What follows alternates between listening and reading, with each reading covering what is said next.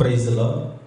దేవుని యొక్క ఘనమైన నామమునకు మహిమ, ప్రభావము, ఘనత కలుగును గాక. మరి దేవుడు ఈరోజు మనతో ఏం మాట్లాడబోచున్నాడో, ఆయన మనకు చేస్తున్న వాగ్దానం ఏమిటో ఈరోజు దేవుని వాక్యం శ్రద్ధగా విందాం. ఎందుకనగా వినుట వలన విశ్వాసము కలుగును, వినుట క్రీస్తు యేసు మాట వలన కలుగునే మాట మనం వాక్యంలో చూస్తున్నాం. కాబట్టి దేవుని వాక్యం ఎంత విరివిగా శ్రద్ధగా వింటామో అంతగా దేవుడు మన జీవితంలో ఆయన కార్యము చేయవచ్చు. ఎందుకనగా మనుష్యులు చేయించాలనేది దేవునికి అతి సులభముగా ఉంటున్నది.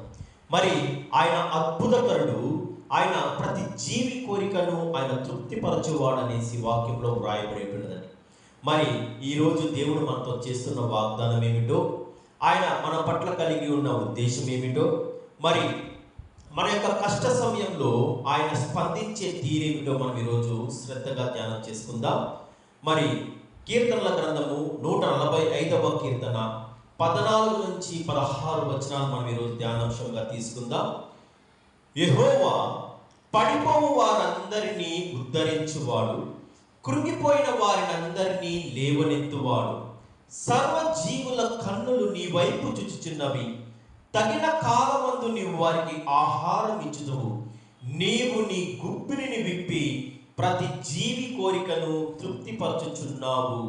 మరొకసారి చదువుతున్నాం. నీవు నీ గుప్పిలిని విప్పి ప్రతి జీవి కోరికను తృప్తిపరచుచున్నావు అనే గొప్ప వాగ్దానంతో కూడిన సందేశం ఇక్కడ చూస్తున్నామండి. కీర్తనల గ్రంథము 145వ కీర్తన 14 నుంచి 16 వచనాలు అద్భుతమైన వాగ్దానం మనకు ఇక్కడ కనపడుచున్నది. ఇక్కడ మాత్రమే కాదు, కానీ బైబిల్ గ్రంథంలో ప్రతి సమయంలో కూడా దేవుడు అనేక వాగ్దానాలు చేసి ఉంటున్నాడు. ఆయన వాగ్దానం చేసిన వాడు నమ్మదగిన వాడని మనం గుర్తుపెట్టుకోవాలండి. ఎందుకనగా ఆయన ఒక్కసారి వాగ్దానం చేసినట్టయితే తప్పకుండా ఆయన నెరవేరుస్తాడు. కాకపోతే మనము చేయవలసిన పని కూడా ఉంటున్నది కదా. మనము దేవుని పైన విశ్వాసం ఉంచాలి. ఎవరైతే ఆయన పైన పూర్తిగా అనుకుంటారో వారిని ఆయన పూర్ణ శాంతి కలిగినవానిగా చేస్తాననేసి యెషయా గ్రంథం 26వ అధ్యాయం 3వ వచనం మనకు ఆయన సెలవిచ్చి ఉంటున్నాడు. ఎవరైతే దేవుని పైన ఆధారపడతారో, ఎవరైతే దేవుని యందు విశ్వాసం ఉంచుతారో, ఆయనే నాకు శరణని ఎవరైతే ఆయన శరణుచుతారో తప్పకుండా వారి బంధకాల నుంచి ఆయన విడిపిస్తాడు. వారి అనారోగ్యాల నుంచి వారిని విడిపిస్తాడు. వారి అప్పుల బాధ నుంచి ఆయన విడిపిస్తాడు.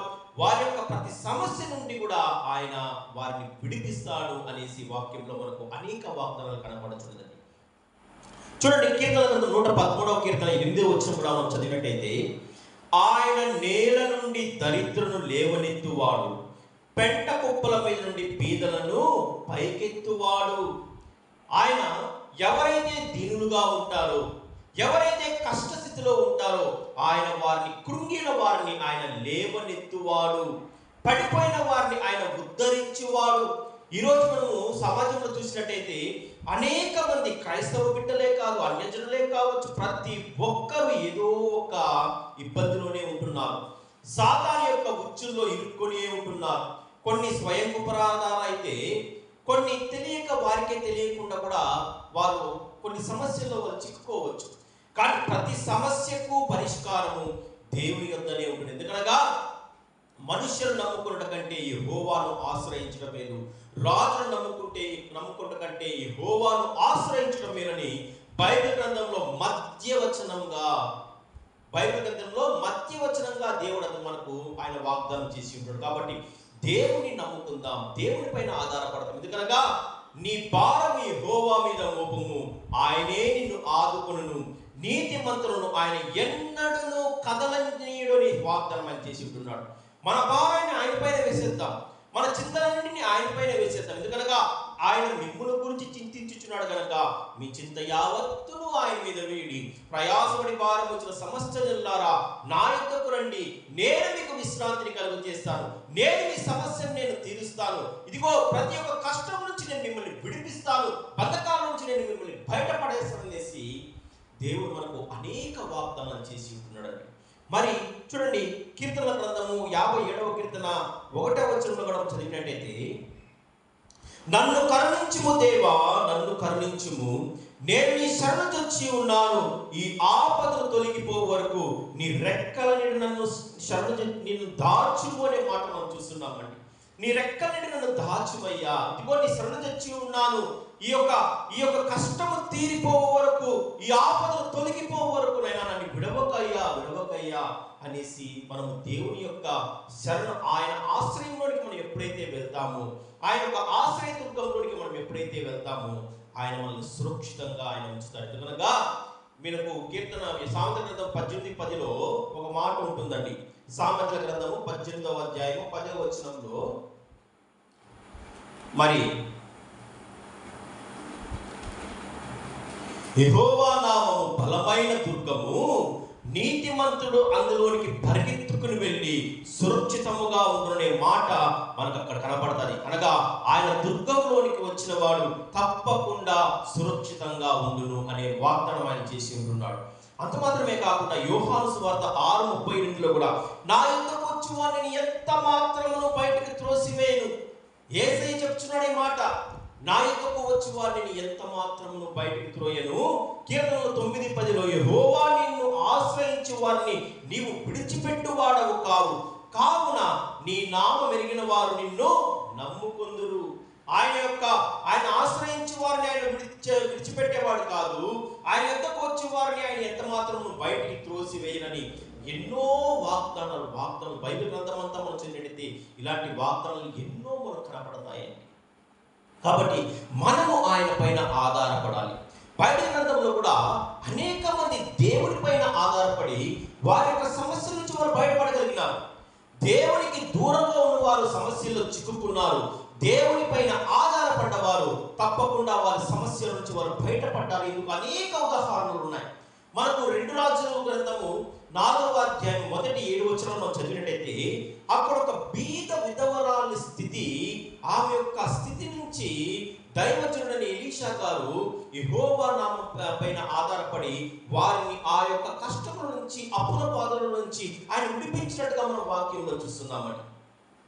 చూడండి, 2 రాజుల 4వ అధ్యాయము మొదటి వచనంలో చదివినట్టయితే, అంతట ప్రవక్తల శిష్యులలో ఒకటి భార్య, నీ దాసుడైన నా పెనిమిటి చనిపోయెను, అతడు యెహోవా యందు భయభక్తి గలవాడై ఉండని నీకు తెలిసే ఉన్నది. ఇప్పుడు అప్పులవాడు నా యొద్దకు వచ్చి నా 2 కుమారులను తనకు దాసులుగా ఉన్నట్టుకై వారిని పట్టుకుని పోటుకు వచ్చి ఉన్నాడని ఎలీషాకు మొరపెట్టినాడు. చూడండి, ఇక్కడ ఒక ప్రవక్తకు శిష్యుడుగా ఉన్నటువంటి ఆ భార్య, ఆమె మాట్లాడుతున్నది ఎలీషా ప్రవక్త దగ్గర, నా భర్త చనిపోయినాడు. అతడు ఎందుకు చనిపోయినాడో, ఏ స్థితిలో చనిపోయినాడో ఇక్కడ వాక్యంలో వ్రాయబడలేదు. మరి ఆయన చనిపోక ముందు ఆయన కొన్ని అప్పులు మిగిల్చి ఉన్నాడు ఆ కుటుంబానికి. దేవుని యందు భయభక్తులు గల వారికి అప్పు ఉండకూడదు కదా, దేవుని పైన ఆధారపడి బ్రతుకున్న వారికి ఆ సమస్య రాకూడదు కదా. అంటే తప్పకుండా సాతాను మన పైన దాడి చేస్తాడు వాడు. మరి ఏ సమస్యల వల్ల అప్పుల పాలైనలో కానీ ఆ అప్పు ఇచ్చిన వాడు కఠినుడు. వాడు ఇదిగో ఆమె భర్త చనిపోయినాడని ఆమె పైన కనికరం చూపలేదు, కానీ ఆమె ఎద్దుకు వచ్చి, నీవు నా అప్పు కట్టకపోతే నీ 2 కుమారులు నేను దాసులుగా తీసుకెళ్ళిపోతాను. ఆ కాలంలో ఇవి జరిగేవండి. ఎవరైతే తమ అప్పులు కట్టలేకపోతే తమ బిడ్డలను వారి యొక్క జీవితాంతం వారికి దాసులుగా ఉండటకు వారికి అమ్మివేయబడతారు. మరి చాలా మంది కూడా, మనకు యోసేపును కూడా బానిసగా అమ్మేసినారు ఐగుప్తీయులకి. మరి అలాంటి స్థితుల్లో కూడా ఇక్కడ 2 కుమారులను అతను బానిసగా తీసుకుని పోవడానికి అతను సిద్ధపడి వచ్చింటున్నాడు. ఆమెకు ఎటువంటి దిక్కు తోచక ఆమె దైవజనుడి దగ్గరికి వచ్చి ఉంటుంది, ఎలీషా దగ్గరికి. ఎందుకనగా ఎలీషా గారి యొక్క అద్భుత కార్యము మనకు 2 రాజుల గ్రంథంలో అనేకం కనపడతాయండి. ఇక్కడ మనకు 4వ అధ్యాయంలో కావచ్చు, మరి అదే 4వ అధ్యాయంలో గనురాలైన షూనేమిరాయునికి ఆయన బిడ్డను దయచేసినాడు. ఆయన యెహోవా నామం పేరిట ప్రార్థన చేసినప్పుడు దేవుడు బిడ్డను దయచేసినాడు. మరి ఆ బిడ్డ చనిపోయి పైకెత్తబడినప్పుడు యెహోవా నామం పేరిట ఎలీషా గారు ప్రార్థన చేసినప్పుడు మరలా బిడ్డ బ్రతికి ఉంటున్నాడు. మరి 5వ అధ్యాయంలో కుష్ఠరోగి అయిన నయమానును ఎలీషా గారు శుద్ధి చేసి ఉంటున్నాడు. మరి అంత మాత్రమే కాకుండా 6వ అధ్యాయంలో మరి సిరియా రాజుల వారు ఇశ్రాయేలు పైకి దండెత్తి వచ్చినప్పుడు ఆ సమాచారాన్ని వారికి ఇశ్రాయేలుకు తెలియజేసి అనేక మార్లు వారిని కాపాడి ఉంటున్నారు. ఎలీషా చుట్టూ అగ్నిరథాలు కావచ్చు, దేవదూతలు కావచ్చు, దేవుడు అతనికి కాపలి ఉంచి ఉంటున్నాడు. అనగా ఎలీషా గారి యొక్క శక్తివంతమైన ప్రవక్త, మరి రోషం కలిగిన ప్రవక్త, మరి దేవుని పైన ఆధారపడినటువంటి అద్భుతమైన ప్రవక్త ఎలీషా గారు ఇక్కడ మనకు కనపడుచున్నాడు. ఆయన యొద్దకు ఆమె తన కష్టాన్ని తీసుకొని వచ్చి ఎలీషా గారికి తెలియజేసినప్పుడు ఎలీషా గారు అంటున్నారు, అమ్మా, నా వల్ల నీకేమి కావాలి, నీ యొద్ద ఏమున్నది? ఎలీషా గారు అడుగుతున్న ప్రశ్న ఆ యొక్క విధవరాలతో, బీద విధవరాలతో, నీ యొద్ద ఏమున్నది, నేను నీకేం చేయగలనప్పుడు, నా యొద్ద ఒక నూనె కుండ తప్ప ఇంకేమీ లేదు, అప్పుల వారు అన్ని పట్టుకెళ్ళిపోయినారు, నా యొద్ద ఆ యొక్క నూనె కుండ మాత్రమే మిగిలి ఉన్నదన్నప్పుడు ఎలీషా గారు ఒక అద్భుతం చేశాడండి. అమ్మా, ఇదిగో, నీవు చుట్టుపక్కల ఉన్న వారి ఇళ్ళకన్నిటికీ వెళ్ళి, నీవును నీ కుమారులను చుట్టుపక్కల ఇంటికి వారి అందరి ఇళ్ళకు వెళ్ళి ఎరువుగా మీరు పాత్రలు తెచ్చుకోండి. మీ వలన ఎన్ని పాత్రలు తీసుకోవడానికి మీకు వీలవుతుందో అన్ని పాత్రలు మీరు తీసుకొని రండి. తీసుకుని వచ్చి మీరు వాటిని మీ ఇంటి లోపల పెట్టి, లోపల నుండి ఇంటికి గడియ పెట్టి, మీరు ఆ నూనె కుండలో వస్తున్న నూనెను ఆ పాత్రలన్నిటిలో నింపమని తెలియజేసినప్పుడు ఆ యొక్క విధవరాలు, ఆమె యొక్క 2 కుమారులు చుట్టుపక్కల వారి ఇళ్ళకంతా వెళ్ళి పాత్రలను, మరి మట్టి కుండలను, వాటన్నిటిని అరువు తీసుకుని వచ్చి మరి వాటిలో నూనె పోయడం మొదలుపెట్టినారు. వాళ్ళు ఆ నూనె నిలిచిపోవడం లేదు, పాత్రలన్నీ నిండిపోయినాయి. మరి ఎంతో విస్తారంగా నూనె, ఆ పాత్రలు నిండా నూనె వారికి నిండినట్టుగా మనం వాక్యంలో చూస్తున్నామండి. మరి అరువు తీసుకోవడానికి మరి ఎక్కడ పాత్ర లేకపోయేసరికి ఆమె అప్పుడు నూనె నిలిచిపోయినట్టుగా మనం ఇక్కడ వాక్యంలో చూస్తున్నాం. తర్వాత ఆమె దైవజనుడైన ఎలీషా ఎదురుకు వెళ్ళి జరిగిన సంగతి అంతా తెలియజేసినప్పుడు, నీవు వెళ్ళి ఆ నూనె అంతటిని అమ్ముకొని నీ అప్పు మొత్తం తీర్చేసుకొని మరలా మిగిలిన నూనెతో నువ్వు వ్యాపారం చేసుకొని మీరు బ్రతుకుడి, నీవు నీ కుటుంబము సురక్షితంగా బతకండి అనేసి ఎలీషా గారు తెలియజేసినప్పుడు ఆమె ఎలీషా గారు తెలియజేసినట్టు చేసి మరి ఆ యొక్క అప్పుల బాధ నుండి, మరి ఆ యొక్క బంధకాల నుండి ఆమె మరియు ఆమె కుమారులు ఇద్దరు విడిపింపబడినట్లుగా వాక్యంలో చూస్తున్నాం. మరి మనం కూడా అక్కడ దైవజనుడు తెలియజేస్తున్నాడు, నీ యొద్ద ఏమున్నది, నీవేమి చేయగలవు. ఈరోజు దేవుడు కూడా మనతో ఇలాగే అంటున్నాడు, నీకు అప్పుల సమస్య ఉంది, మరి నీవేమి చేయగలవు? ఏమి చేయకుండా మరి పైనుంచి మనకు ఊడి పడదండి. దేవుడు పైనుంచి మన ఇళ్లలోకి బంగారు మరి డబ్బును విసిరి వేయడు ఆయన. మనము చేయవలసిన పని మనము జరిగించాలి. ఆ పనిని దేవుడు తప్పకుండా ఆశీర్వదించి మరి నీ యొక్క సమస్యలన్నిటిలో నుండి ఆయన నిన్ను విడిపిస్తాడు. అంతేగాని సోమరితనంగా నువ్వు ఇంటిలో కూర్చొని దేవుడు నాకు సహాయం చేశాడు, దేవుడు నాకు ఆ ధనాన్ని నాకు వర్షంగా కురిపిస్తాడంటే అది నీ అవివేకం అవుతుంది. మనము చేయవలసిన పని మనము చేసినప్పుడు తప్పకుండా ఆ పనిని దేవుడు ఆశీర్వదించి నీ సమస్యలు అన్నింటిలో నుంచి ఆయన నిన్ను విడిపిస్తాడు.